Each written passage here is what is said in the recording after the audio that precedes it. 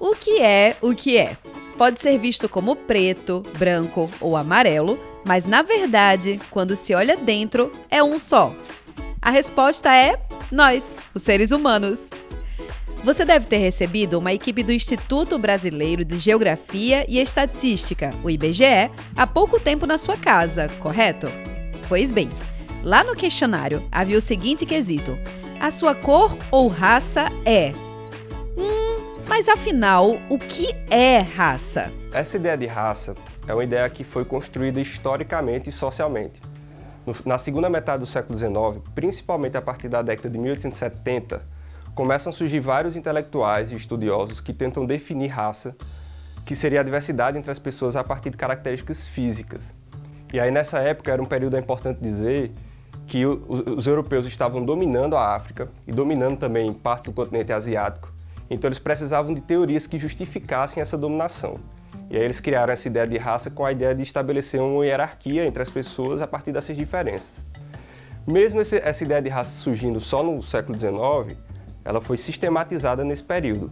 Mas ela começa, a gente pode fazer referência desde o século XV, 1450 mais ou menos, quando os europeus começam a se expandir comercialmente e religiosamente para vários lugares do mundo, e eles começam a ter contato com povos diferentes do ponto de vista das suas características, né? Então eles começam a buscar justificativas para essas diferenças, principalmente com o objetivo de escravizar e colonizar essas pessoas. Pois é, em termos gerais, a ciência não vê nenhuma diferença entre eu, você, aquele seu colega de pele mais clara que a sua, ou o familiar que tem a pele um pouco mais escura. E cada lugar do mundo enxerga as cores das pessoas de uma forma diferente. A partir dos critérios estabelecidos pelo Instituto Brasileiro de Geografia e Estatística, pelo IBGE, existem 5 grupos étnico-raciais: os brancos, os pretos, os pardos, os amarelos e os indígenas. A população negra, de acordo com o Estatuto da Igualdade Racial, ela é formada pela somatória dos grupos pretos e pardos. Então, a negritude brasileira é formada por esses 2 grupos. Obviamente, existem outros grupos que constituem a população brasileira, mas a população negra, pretos e pardos juntos, formam quase 60% da população. Isso considerando os percentuais do último censo, que já fazem pouco mais de 10 anos, né? Então, nós estamos prestes a sair um novo levantamento censitário, né?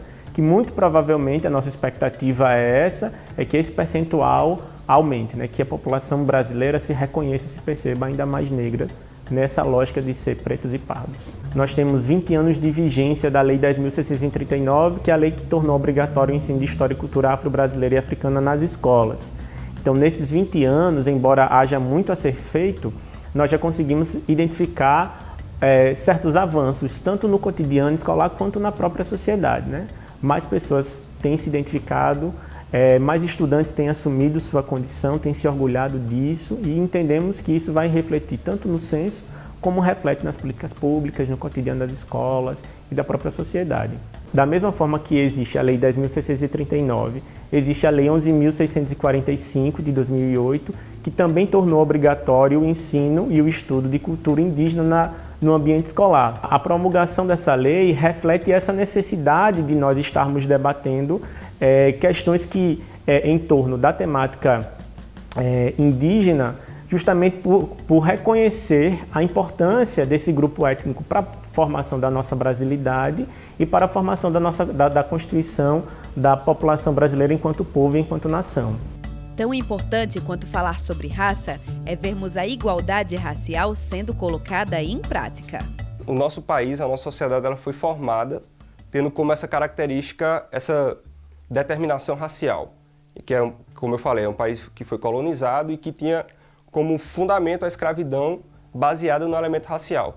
Então, pessoas indígenas e pessoas africanas e seus descendentes, elas foram escravizadas a partir da sua condição social, né? Então, nosso país está marcado por essa característica, mesmo a escravidão tendo acabado, continua até hoje práticas de violência, né?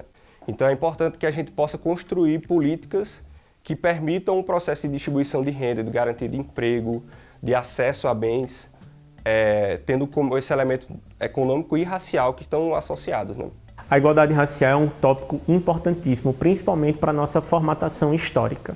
A igualdade racial, nós poderíamos dizer que é a demanda ou a necessidade de diminuir as diferenças sociais raciais entre a população brasileira.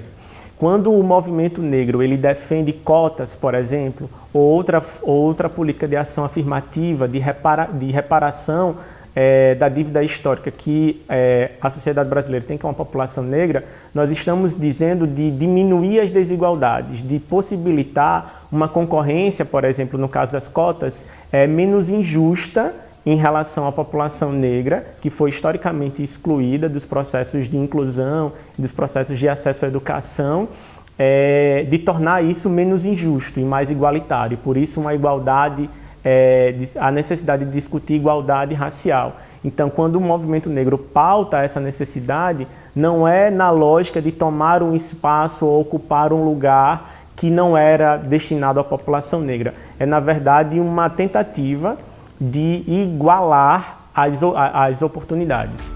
Por fora, ninguém é igual a ninguém. E a nossa cor não deveria interferir na forma como nos olham e nos tratam. Mas, para lutarmos contra o racismo, é necessário que a gente enxergue que sim, nós temos uma dívida histórica com as pessoas que não são brancas aqui no país. E é reconhecendo isso, mudando a sociedade através de políticas inclusivas, que podemos caminhar para um mundo onde não enxergamos cores e sim pessoas. A representatividade é a ideia de que, como nós vivemos num país diverso, inclusive do ponto de vista racial, é importante que os espaços de poder e os espaços de apresentação também sejam colocados dentro dessa diversidade, né? A ausência dessa representatividade, eu acho que é um caminho para nós pensarmos, para a gente conseguir perceber a importância. Por exemplo, a população brasileira / a população de João Pessoa e da Paraíba, ela é formada percentualmente, majoritariamente por pessoas negras. Mas esse percentual elevado de pessoas negras, nós não conseguimos perceber, por exemplo, no material didático utilizado pelas crianças no ambiente escolar, nas telenovelas, nos filmes, nos outdoors ao longo da cidade. Nós não conseguimos perceber na configuração do nosso parlamento, nas pessoas que ocupam os postos de poder, nos médicos, nos professores. Então, a partir disso, a gente consegue perceber que há um fosso. A representatividade é oportunizar para essas crianças e esses jovens outras formas de se ver, outras formas de se constituir enquanto sujeitos e sujeitas. A Lei 10.000 é uma construção coletiva. Ela nasce da coletividade dos movimentos negros, das suas diversas ramificações e também a presença dessa juventude, dessas crianças na construção dessa sociedade desracializada, na construção desse país com igualdade racial e com justiça racial.